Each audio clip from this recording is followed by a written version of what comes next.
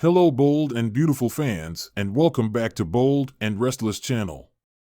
Finally, Bold and Beautiful's Taylor comeback could turn half the show upside down in a good way. When the Bold and the Beautiful brings Taylor back to the canvas, and it can't do so soon enough for us, she may well come bearing gifts in the form of one plot pivot after another that would altogether change the course of several storylines. For starters, Taylor could provide a voice of reason for Steffy and Finn. As a world-renowned psychiatrist, Taylor could counsel Steffy not to make any rash decisions where her husband is concerned. Yes, he's behaving like his abs are draining all of the brainpower from his pretty head, but there's no reason to jump to the conclusion that she can never trust him again. Remember, Finn put his faith in Steffy and proposed even after she randomly hooked up with former spouse Liam in the wake of Thomas kissing a mannequin that looked like Hope. And he isn't keeping secret the fact that he only recently locked lips, albeit unwillingly, with an ex. That's not using your noodle. As for Finn, Taylor could sit him down and speak to him like the 4-year-old his behavior so closely mirrors and explain that, while it's normal to want to have fond feelings toward Sheila, especially after she rescued Kelly, it is not safe. Sheila has demonstrated a long pattern of behavior that indicates an inability to change. When push comes to shove, she indulges in homicidal tendencies that make her a permanent threat to Finn and everyone that he purports to love. Doesn't Sheila deserve a second chance? Finn might ask. Doesn't everyone? Sure, she does, Taylor can reply. But not with the son that she shot, the daughter-in-law that she attempted to murder, the Forresters, whom she's terrorized for so many years, or me. Wish her well, and well away from you. Finn might then argue that, if it wasn't for Sheila stalking him, Kelly might have died. She did a good thing, Taylor can acknowledge. But she was only there to do it because she is unrepentantly unstable. That is not a reason to wipe the slate clean. To do so would be akin to thanking a monsoon for putting out a forest fire. Did the monsoon help? Yes. But it's still a monsoon, and it's still going to do a whole lot of damage. Staring down her demon.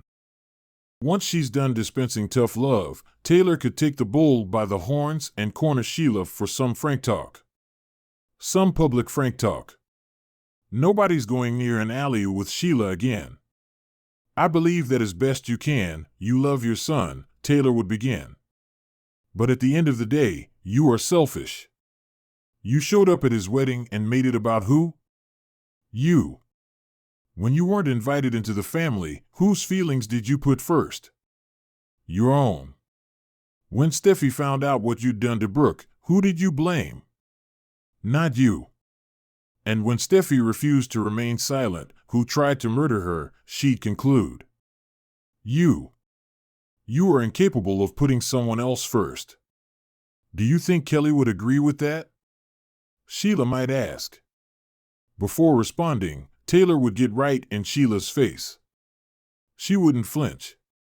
She'd say simply and coldly, if Kelly knew anything about you, Sheila, she'd know that if it hadn't served your purposes to save her, right about now she'd be driftwood. If you have any ability to reason, she'd add before turning to leave, you'd get the hell out of LA and away from my family.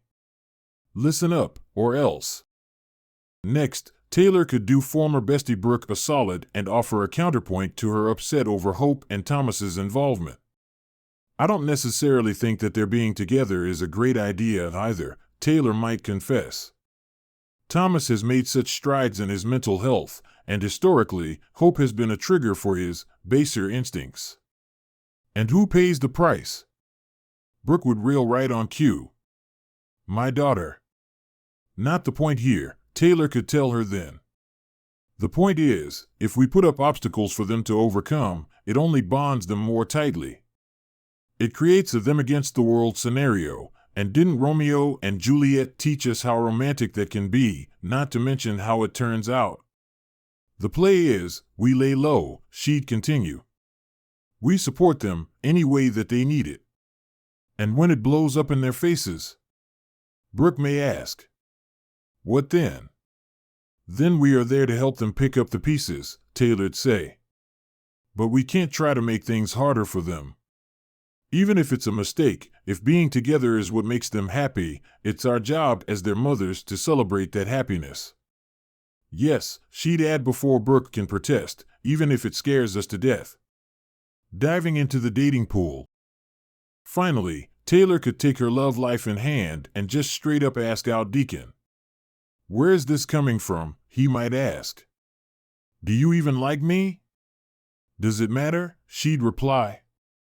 Do you have any better offers? And, before you answer that, a nine-toed murderess does not count as a better offer.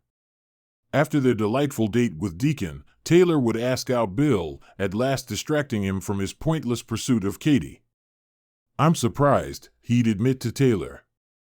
But I certainly like you shooting your shot this way better than, the last way you did it. They, too, would have a wonderful evening out, at the end of which Taylor would be casually dating two handsome men. No strings. No stress. Just fun flirtation and romance. If you're doing this to make me jealous, Ridge would have to admit, it's working. What do you even see in them? Not you, Taylor would reply. You found your destiny. Go enjoy it. And what?